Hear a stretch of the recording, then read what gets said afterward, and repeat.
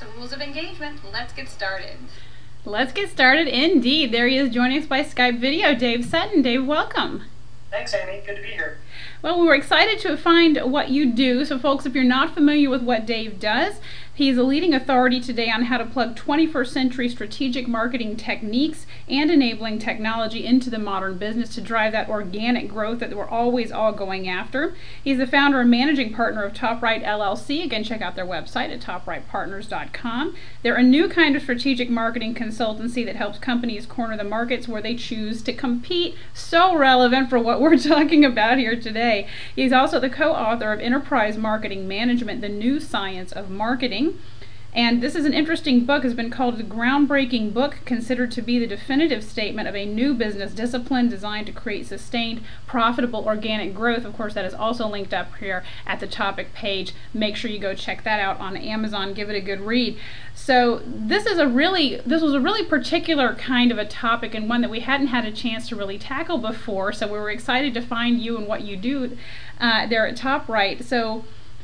But before we dive into RIM, which is going to be a lot of fun, first I want to ask how you became interested in this subject area, choosing the right markets, getting into those markets in the right way. This is a particular niche. What did it for you? Well, it's a great question, Amy, and I joke with my friends all the time that really I'm a recovering engineer. I started my career as a computer science guy and an engineer, and along the way, I went back and got my MBA in marketing, and I've always been fascinated with why some aspects of marketing seem to click and work. I'm a problem solver, so I like to understand, why things are done the way they're done. And by the same token, I'm always shocked when I see just over-the-top, ridiculous, kind of knucklehead things that don't seem to have any. They really defy any kind of reasonable explanation. So, strategic marketing in my lingo is really trying to strike that right balance between the cool art aspect of marketing with the science and the whys and the fact base, if you will, for what really makes stuff sell and how you can really grow your business through great marketing. Oh, that's fantastic. And I totally understand, because I'm a recovering mathematician myself, so I feel your pain. It's a lot of fun, though, to kind of bring those two pieces together. And so when we think about research in motion, this was a fascinating case, and it was almost too easy for me. I thought, well, that's too easy, but no, really, somebody had to talk about this. And I know that a lot of people were knocking RIM for this move, but I want to be the one to kind of get into it and really talk about, okay, what went wrong here? What can we learn? How could we do this better, rather than just say, oh, okay, they stink, whatever, right? So yes, bonehead move here. So for those not familiar with what has happened in Research in Motion, they wanted to enter the tablet market. Smart move. They created the playbook. Smart move. Then they marketed it to the commercial market and sort of ignored the enterprise market. Not a bright move. Why do you think they did that? It's hard to kind of put yourself in the mindset of the co-CEOs over at RIM. But when I look at it, and I look at kind of all the things that have played out over the past several months, one of two things must be true, and they're either incredibly arrogant and just thought that they could, trading on the power of the Blackberry brand itself, that they would be able to kind of crack into the consumer electronics market, which I would kind of view as a fairly arrogant perspective. Mm-hmm. Or they're just, not that smart, and they didn't do their homework. And I'd like to give them some credit that they're, obviously the Blackberry's been a hugely successful enterprise product, business user product for many years. So I don't think these guys are dumb. I just think that they maybe skipped a few steps when it came to really looking at the market they were trying to go after and how to best penetrate that market. Right. It would seem that way. There are brilliant folks over there. I mean, what they've done on the enterprise market with the BlackBerry is functionally equivalent to what Apple has done on the consumer side. They are the 800-pound gorilla over there. So it was really kind of baffling when they said, oh, no, we're going to take this out to the commercial market. And you could kind of see how it's tempting, right? The consumer electronics side is so big and so much fun, and they must be looking at Apple and seeing the kinds of success and the numbers that they're generating and thinking, wow, we want a piece of that pie too, right? We want that, but wow, just sort of ignore the market that made you who you are is. Yeah, it's something we see time and time again. I know today we'll talk about, I'm sure, several examples. I mean, these guys are not alone. It's a common mistake that we see in our business all the time. I mean, it's kind of, I call it the chasing the shiny object phenomenon, right. Which is, or the grass is always greener phenomenon, depending on your point of view. The reality is that all of these companies are under a tremendous pressure to drive growth, double-digit growth year in, year out. So you can have an appreciation and an empathy for that level of pressure. But by the same token, it's sometimes I think companies are moving too quickly to try to capture markets and break into new lines with their brands without really taking the time to understand all the implications and the potential consequences, which I know we're going to talk about today for the company if you make a bad move. That's right. And now, so what do you imagine made them think that the commercial market was the right market for the playbook?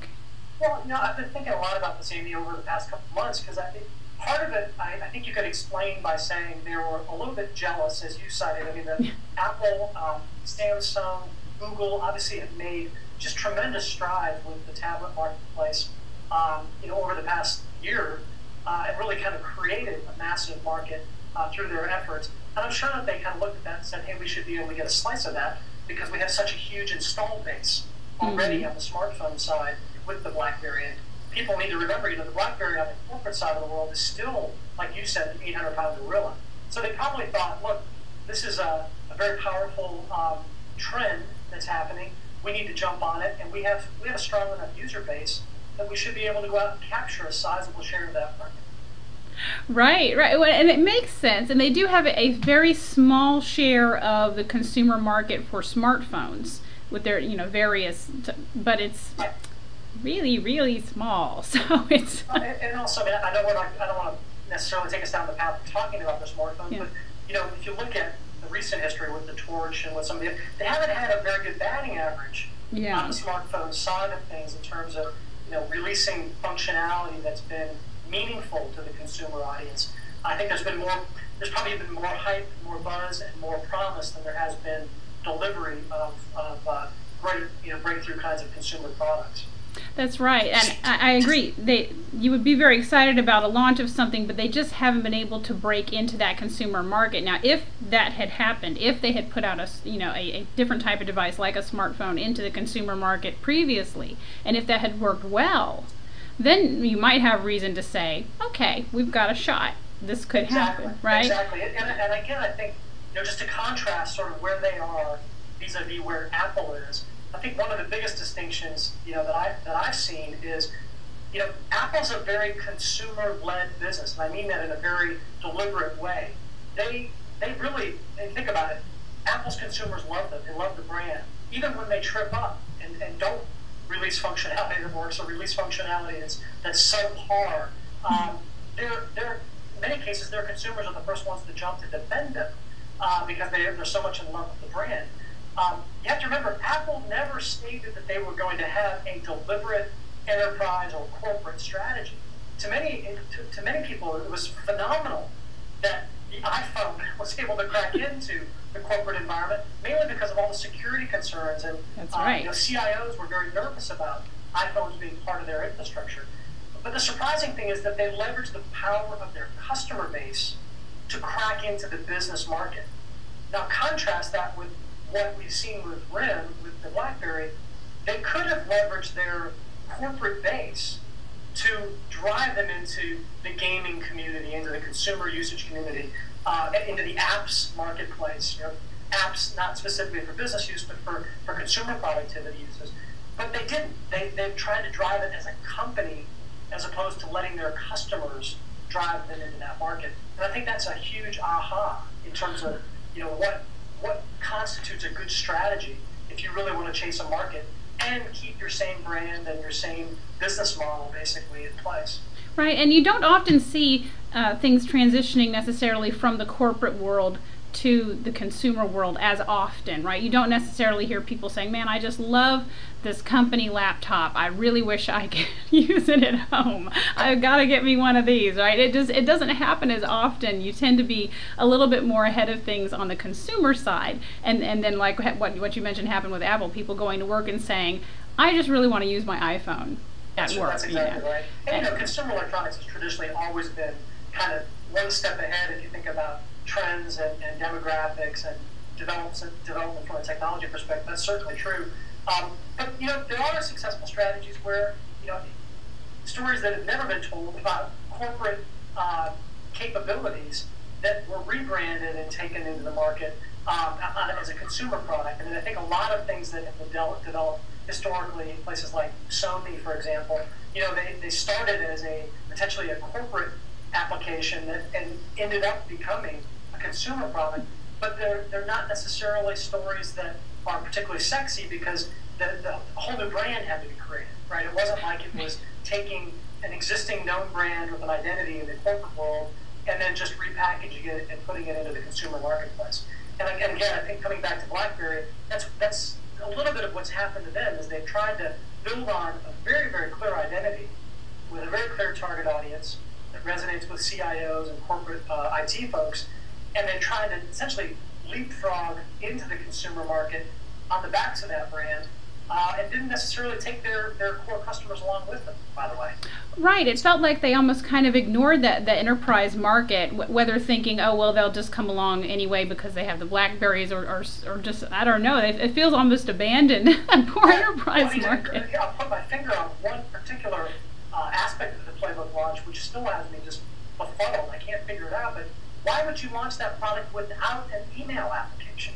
Why would? Right. And I know they're doing some things to kind of upgrade the software as they go, but talk about alienating your core audience. Right. That's an audience that came to depend on their quote unquote Crackberry, their linkage to their email, and you launch a playbook that doesn't have email. I mean, that just seems it can't be that deliberate a mistake, but by the same token, you kind of scratch your head and go, right. What are they thinking? That is amazing, isn't it? Blackberries are known as an email device, primarily an email device. They're not really about surfing the web. They're not really about playing games, which is the other funny thing they did here was calling it the PlayBook. Yes. Right? And how often have you been successful going into your bosses and saying, hey, I want to go to this wonderful conference at a resort in Hawaii. Or I want to go to this one, right? If anything looks like you're having fun, it's going to get an automatic no, right? So calling it the PlayBook is kind of, we really ought to have a playbook. We're not here to play. We're here to work. Exactly. And you have to remember, most of the Blackberries that are out in the install base generally are corporately owned devices. Yeah. Right? So, and I think a lot of the anticipation was that BlackBerry owners were going to want the PlayBook as a companion device to tether to the BlackBerry.